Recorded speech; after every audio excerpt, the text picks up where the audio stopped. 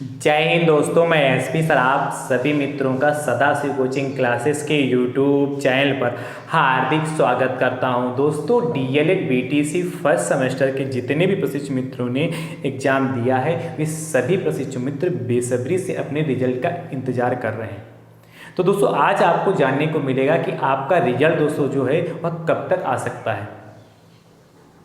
और जिन्होंने first semester का एग्जाम दिया है अब वो दोस्तों क्या सेकेंड सेमेस्टर में आ चुके हैं, और जिन्होंने क्या थर्ड सेमेस्टर का एग्जाम दिया है वे अब फोर्थ सेमेस्टर में आ चुके हैं। तो दोस्तों, आज हम इस पे भी चर्चा करेंगे कि डीएलएड सेकेंड सेमेस्टर और डीएलएड फोर्थ सेमेस्टर के दोस्तों जो एग्जाम है वे कब तक होंगे, कितना समय दोस्तों आपको मिलने वाला है पढ़ने के लिए, आपको सीखने के लिए कितना समय कितना वक्त आपको मिलने वाला है, इस पे भी दोस्तों विधिवत से चर्चा करेंगे।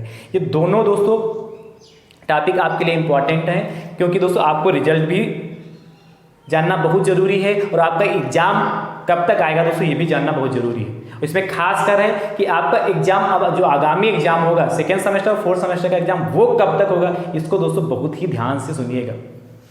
रिजल्ट तो जब आना है वो तो आ ही जाएगा, पर सेकेंड सेमेस्टर फोर्थ सेमेस्टर का एग्जाम कब होगा, कितना समय मिलने वाला है, इसको बहुत ही ध्यान से दोस्तों सुनिएगा।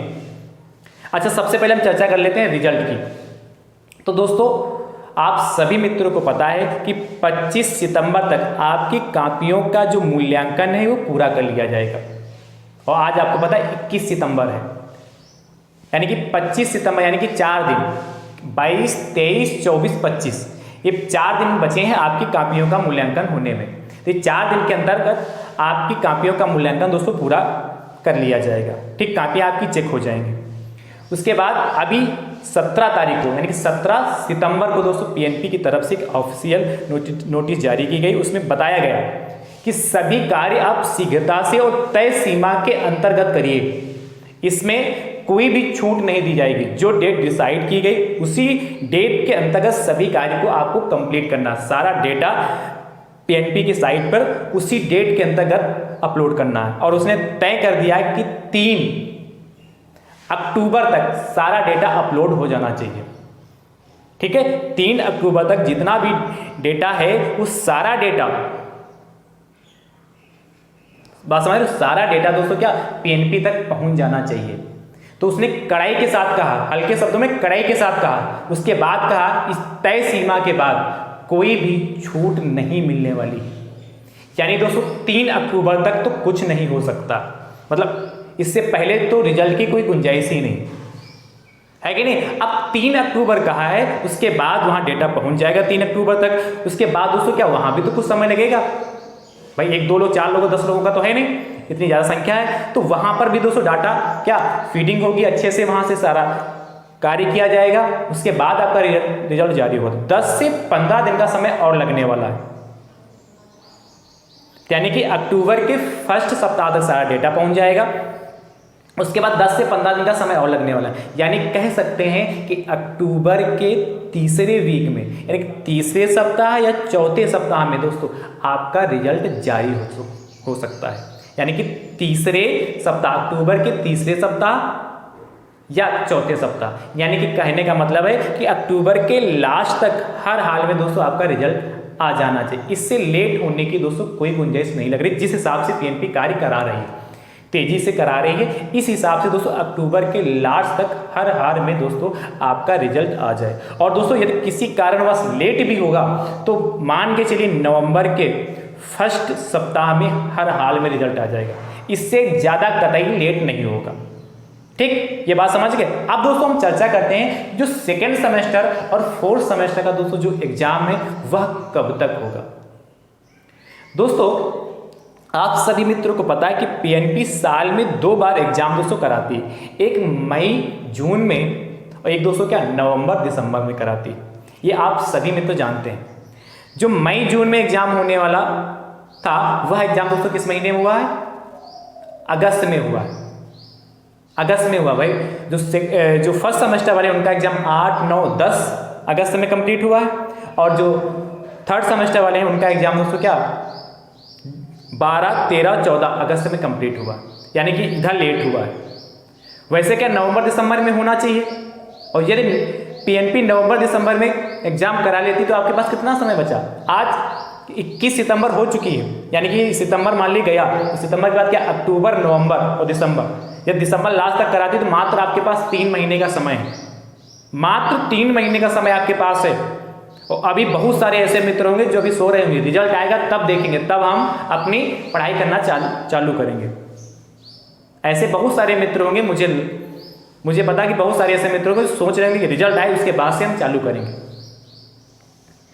तो 3 महीने का वैसे समय है, पर थोड़ा दोस्तों क्या एग्जाम नवंबर दिसंबर यानी कि दिसंबर में करा पाना बड़ा मुश्किल लगता है। यानी कि आपके एग्जाम दोस्तों जो जनवरी यानी कि 2025 में जनवरी महीने में हो सकते हैं, और कितना भी लेट होगा जनवरी के अंतिम सप्ताह और फरवरी के शुरुआत में, ध्यान सुनिएगा, जनवरी के अंतिम सप्ताह में या फरवरी के शुरुआत फर्स्ट सप्ताह में एग्जाम दोस्तों हो सकते, इससे कतई लेट नहीं होंगे, इससे कतई एग्जाम आपके लेट होने वाले नहीं हैं।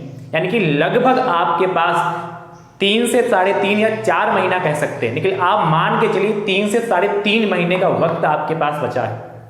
इस 3 से 3.5 महीने में आपको अपनी तैयारी बेहतरीन तरीके से करनी है, और इसमें जो चूक गया उसके लिए मामला गड़बड़ हो जाएगा, क्योंकि सेकेंड सेमेस्टर का एग्जाम और फोर्थ सेमेस्टर का एग्जाम इतना आसान नहीं होगा और इतना कठिन भी होगा कि आप कर ना पाए। इसके लिए आपको तैयारी अपनी बेहतरीन तरीके से करनी होगी।